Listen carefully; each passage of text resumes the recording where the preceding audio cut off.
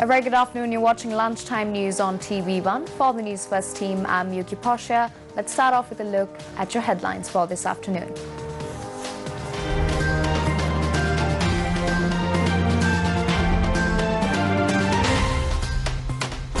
UNP Parliamentary Group meets this afternoon.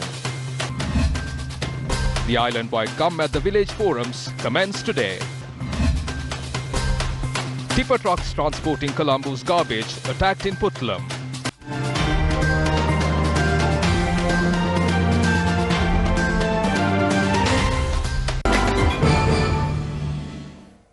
Now, in your lead story for this afternoon, 3 people who caused damage to several tipper trucks transporting Colombo's garbage to the Arwakaru sanitary landfill site were arrested this morning.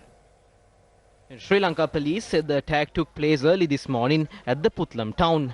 On the 16th, locals protested against the improper disposal of Colombo's garbage to the Arwakaru sanitary landfill site. On that day, the road leading to the site was obstructed by protesting locals. The Police Narcotics Bureau has commenced investigations into the stock of heroin seized from a multi-day fishing vessel off the coast of Galle. The police said that a team comprising an ASP has been deployed to Galle for further investigations. On July 11th, a foreign fishing vessel and 6 Iranian nationals were taken into custody in the southern seas of Sri Lanka, and the Navy discovered around 70 kilograms of heroin in the vessel. Meanwhile, the Navy seized a multi-day fishing vessel along with 4 Sri Lankans on the 10th of July off the coast of Galle and discovered narcotic samples similar to heroin and hashish. However, on a court order, a thorough search of a local multi-day trawler was conducted during the investigation, and the Navy found more than 85 kilograms of narcotics suspected to be heroin hidden in a specially designed compartment of the vessel. Meanwhile, the UNP Parliamentary Group meeting is currently being held under the auspices of party leader Prime Minister Ranil Wickremesinghe. The non-cabinet minister Harsha De Silva, speaking to News First, said the topic on the presidential candidate will be discussed at the meeting. The minister noted 54 ministers among the total of 74 have submitted a letter to the Prime Minister requesting to choose the presidential candidate as per the constitution of the party. An extended discussion is scheduled to take place on the topic this afternoon. The minister further noted the individual who will be proposed by the Central Working Committee and ministers will be chosen as the presidential candidate. The Islandwide Gamba at the Village Forum commenced today from the headquarters of the Capital Maharaj Organisation Limited.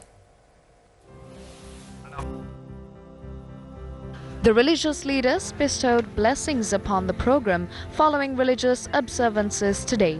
The event was attended by the senior officials of the Capital Maharaj Organisation, Newsfirst staff and the members of the Gamba initiative. Through the Gamba door-to-door campaign, our teams were able to travel to various villages in the country, some which are known and a majority that are unknown. The problems faced by these villages do not receive proper attention and they remain problems. It does not end there. These problems transcend from one generation to another.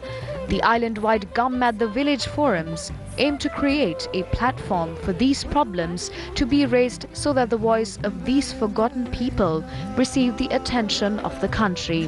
The program also depicts the public services carried out by the Gamba initiative over the past 4 years.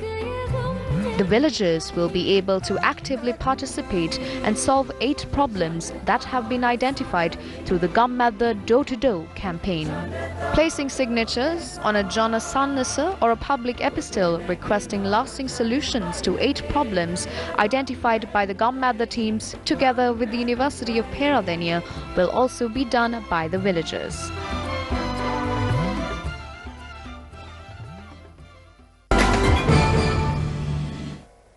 A SLPP Youth Front conference was held yesterday in Ahaliyagoda.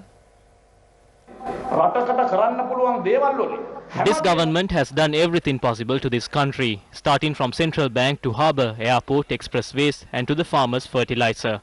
Forget about buying a small car. If you go to get the license for the car you have, they impose a carbon tax. Then another tax called the smoke tax. Smoke and the carbon tax are both the same in the other countries. But here in Sri Lanka it's 2 things. They sell the state properties. There is only one thing left to do. Even if we reprimand our president, we must say one good thing about him.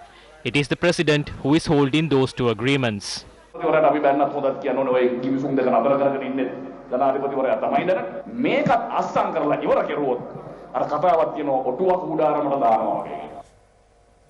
on to Dhamma school buildings constructed at Angunukula Palace, Thalava Sri Bodhimala Karma Viharaya under the Sisu Daham Sevana program was vested with the public yesterday. The buildings were vested with the public under the auspices of the Deputy Leader of the UNP, Minister Sajith Premadasa. One building was constructed at a cost of 4 million rupees using the Central Cultural Fund, while the other was constructed at a cost of 3.6 million rupees using funds from a philanthropist where the Minister had made a request. What we learned from the chief incumbent is that such donations have not been received to the Viharaya. So we have constructed not one but two Dhamma school buildings for the students. One set of Buddhists are the ones who talk and the other group are the practical Buddhists. Buddhists are not those who scream into microphones. I would do what I say. The UNP Provincial Council members of the Anuradhapura district convened a media briefing yesterday. At a time where the topic on candidates for presidential elections is heating up, the biggest party in the island, UNP, have not decided on a presidential candidate. The Central Working Committee and Parliamentary Group have been saying a decision is still being made on that. This party consists of a large amount of members and one that has a large amount of district electorates, seats and forums. The grassroots party supporters should also have a say in this. Therefore, I am proposing an interim recommendation. If it is difficult for our party to choose a candidate come to the electorate, we will choose the one who will win in the country. It is none other than Sajith Premadasa.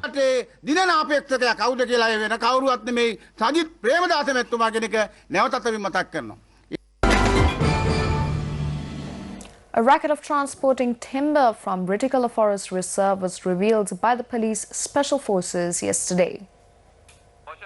The timber cut from the Ritikala Reserve in Kakirawa was raided by the police in Labunoru area yesterday. Police stated that the timber was being transported to Colombo. Two suspects have been arrested by the police. The two suspects are residents of Pulgahavala and Malsiripura. Upon interrogation, it has been revealed that the timber was supplied for construction work in Colombo for about 3 years. Kakirawa police are conducting further investigations into the arrested suspects.